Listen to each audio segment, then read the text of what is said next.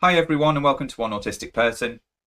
This is a bit of a rush video because I was kind of putting it together and then I realised that suddenly it's Tuesday tomorrow, so therefore I would have to do this video before before what happens in Parliament tomorrow.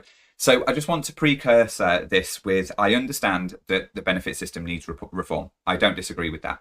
And I also understand that we don't know actually what's going to happen at the moment, and that tomorrow is a green paper going into being taken into Parliament for it to be discussed, and that it could take anywhere from 18 months to 3 years for any of these things to come into play.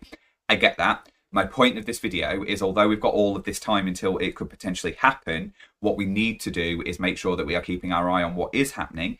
And if we have issues with it, saying something about it. The only way the government are going to know that we disagree with something is if we say that we disagree with it. And we say that right from the beginning and before they even get a chance to change anything. I'm obviously talking about the potential reforms that are going to happen in relation to benefits. Like I say, I have no issue with benefit reform in general, as long as it is in support of people being able to be employed gainfully and meaningfully. Not bullying people into work through cuts to disability benefits, which is what I'm specifically going to look at. So I'm going to start off looking at an open letter that is going to be sent from Scope, which is to the Chancellor.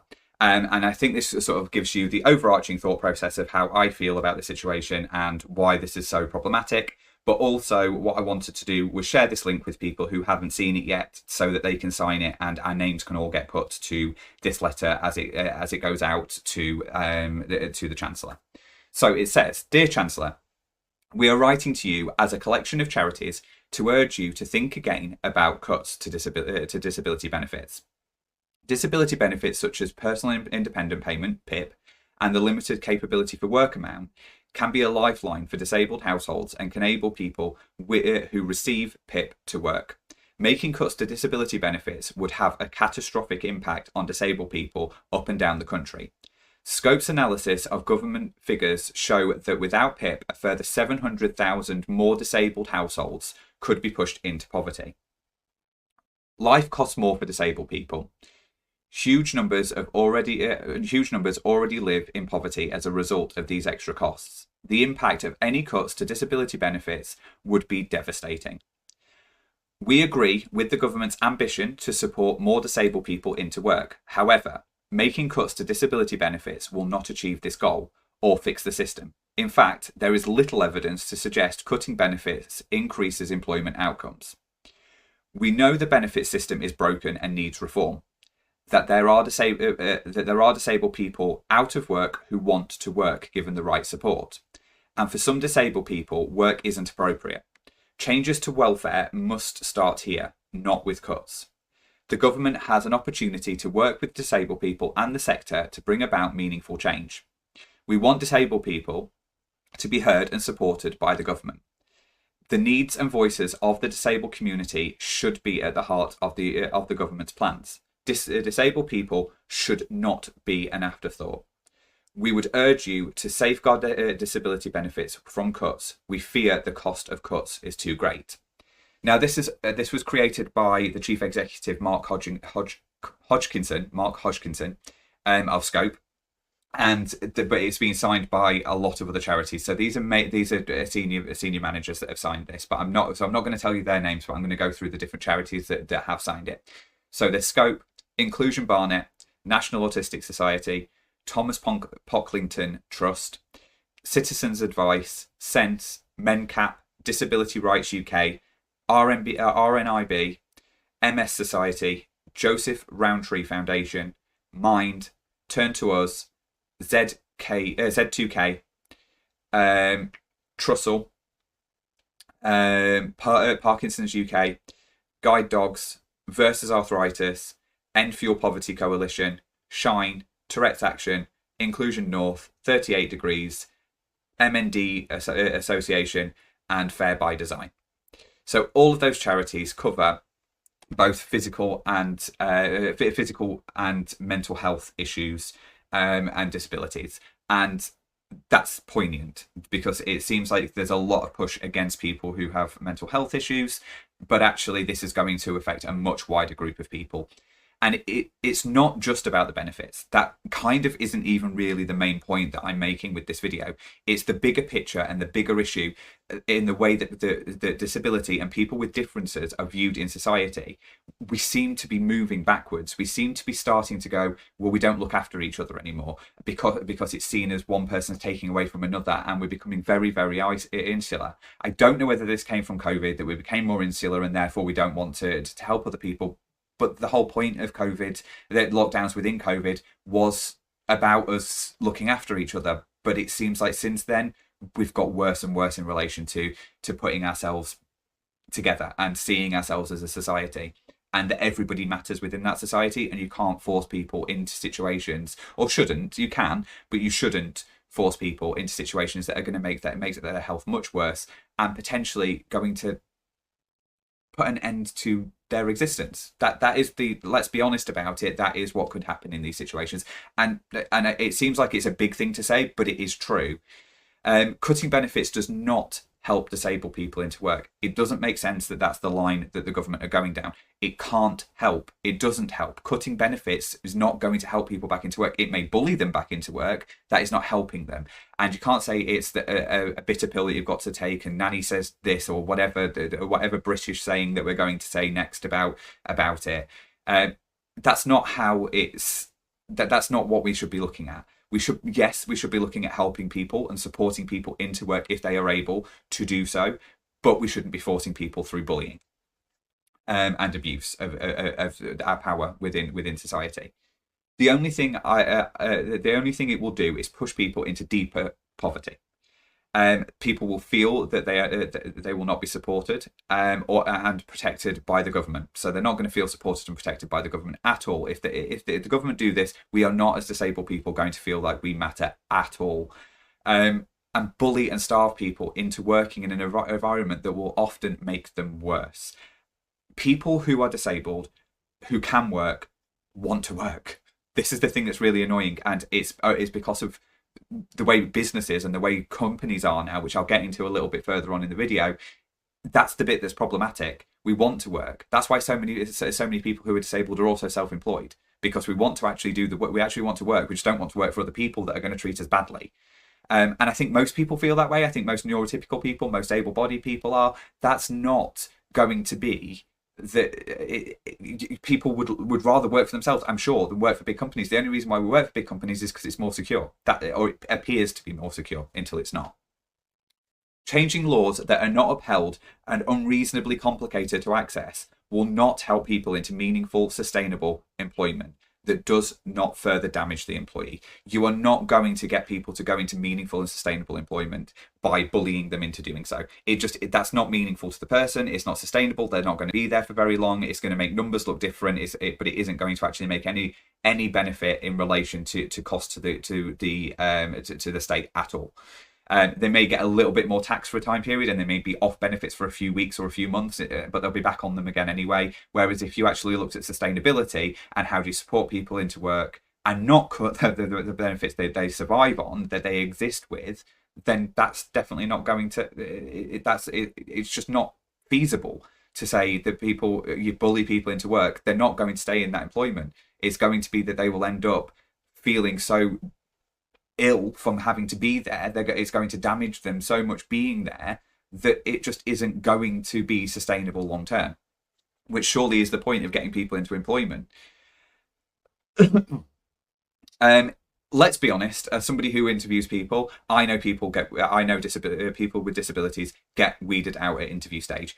There isn't really a law that actually protects us here. There is, in theory, there is the Equalities Act, but I have been in rooms where I've massively had to challenge people's decisions because they are outwardly having a conversation about the fact that they wouldn't take a person on because of a disability, and certainly when it comes to mental health conditions. And if you've got and like I say, I've challenged that, I've reported it, I've dealt with that situation. I've been the senior person in the room and then gone through a disciplinary process because of it with the person that it happened with. So I know it happens, and it happens even when people don't. It happens all the time in interviews. As much as people say that it doesn't, it does. And It's horrible that it does, but if you've got 1,000 applicants and only one job, how does anybody prove that the other 998 people that were involved in that process, that they didn't have a disability and it wasn't around disability? And just because the one person who got the job didn't have a disability doesn't mean it's anything to do with the disability. And it may not be to do with the disability, and the person might not even know the reason why they've made that decision is because of your disability. They may just not have heard your answers in the same way because of that disability. There is so much unconscious bias when it comes to disabled people that you wouldn't even know potentially that you're being discriminatory, that you're making those decisions. So how do you force people into work when they can't even get past an interview stage? Quite often, if you declare it on an application, it doesn't even go any further. So it's a fallacy that it's going to be able to happen. My recent video on DEI showed what society really thinks in relation to disabled people being at work. It's absolutely fine for disabled people to be at work as long as they don't get any accommodations. Why should they get accommodations? You should just go into work and be in pain, or you should go into work and struggle hugely to the point of not being able to do the job and leave. So it's been made very clear to me from that video that that is the way most, not most people, just quite a lot of people think. And it probably is a minority. It's just the loudest minority as always. But obviously it's there, and I again have witnessed this within jobs that I've worked in. That this is I not necessarily not the one that I'm just that I'm with at the moment. That's not the case at all. They're very inclusive, but in other places that I've worked in the past, that has been really problematic, and it's just been unconscious bias, but ones that people will not change. They will not change their view. So it just is not going to. Clearly there is a cultural issue here around making allowances for people who have disabilities. It's seen as taking away from people who don't have disabilities. Companies are often fair weather inclusive, so they're feigning inclusivity until it becomes problematic for others, or will cost them money. Laws are easy to break when you aren't worried about the consequences because it's so problematic, or the consequences are seen worth the less work that's then required to deal with that person, or the knowledge that tribunals are so long and traumatic that over 80% of people who would be entitled to take a claims tribunal don't actually take legal action. So knowing that, it's worth taking the risk, and I think that companies quite often do take that risk. Certainly bigger companies, which are ones that are more likely to take on people who are disabled. So they're more likely to recruit people who are disabled, but more likely to be less worried about having a tribunal against them because they're a big organisation, and they would just say that that's just what happens. The government are completely off the mark with this. They have rose-tinted glasses view of how people are treated at work. What is expected of an employee for 25% of what they are paid a year, and that's their base salary alone.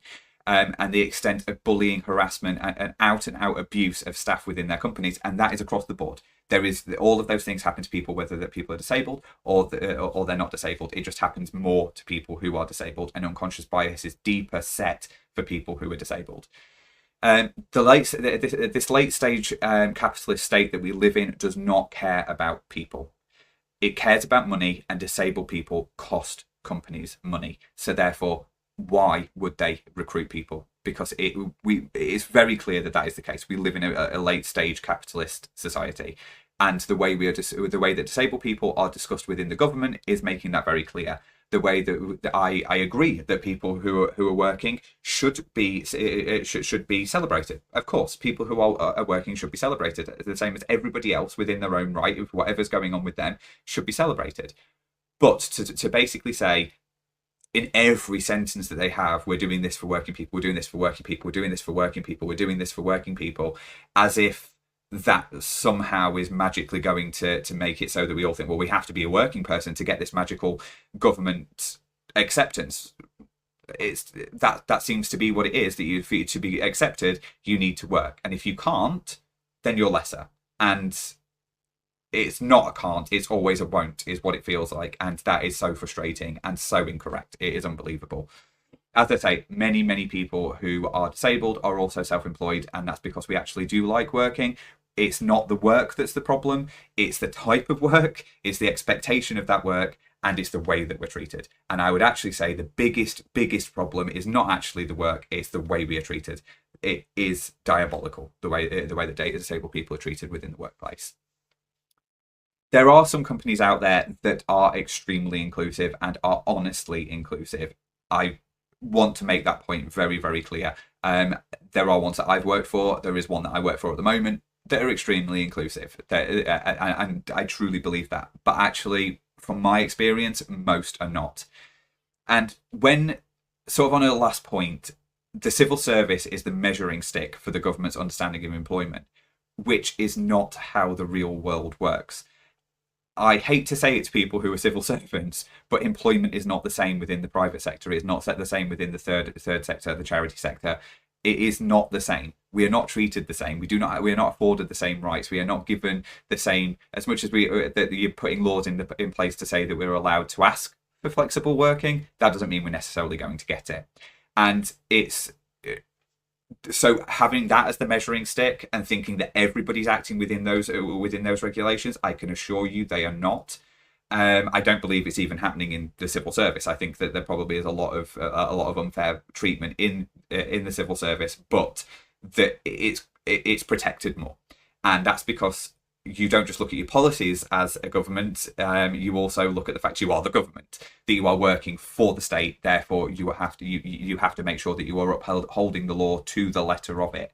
Whereas companies will word things completely differently, review things completely differently, and try to use legal semantics to be able to get out of things and to twist things around. And some companies will enjoy the fight. There are some that do.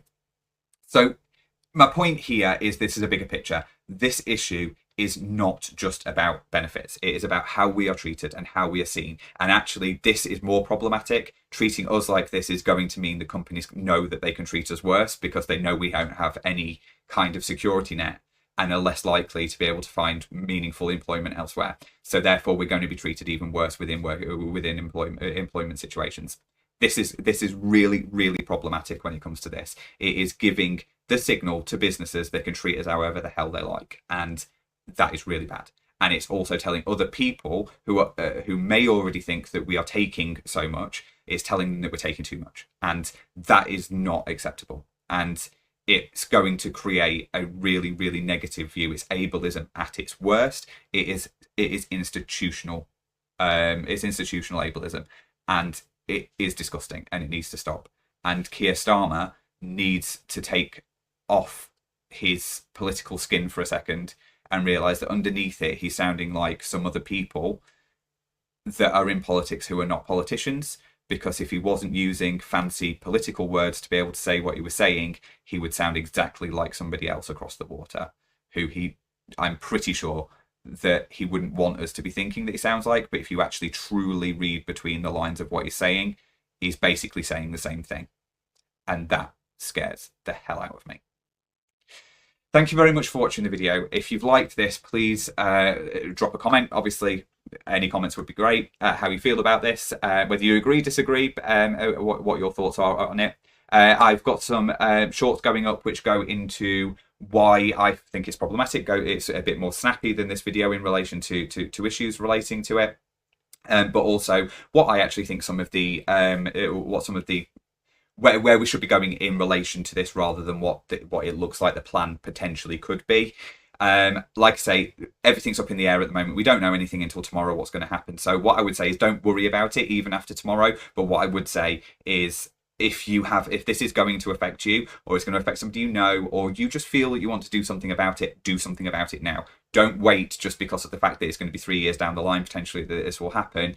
Do something about it now. The sooner we do something, the louder we are about doing something about it, the more they'll realise they can't do this. So thank you very much. If you, like I say, if you want to comment, great. I always like hearing what everybody's got to say. But if you could subscribe, share, and like, that would be brilliant as well. But don't worry too much about it. Thank you very much, and have a lovely rest of the day. Thanks.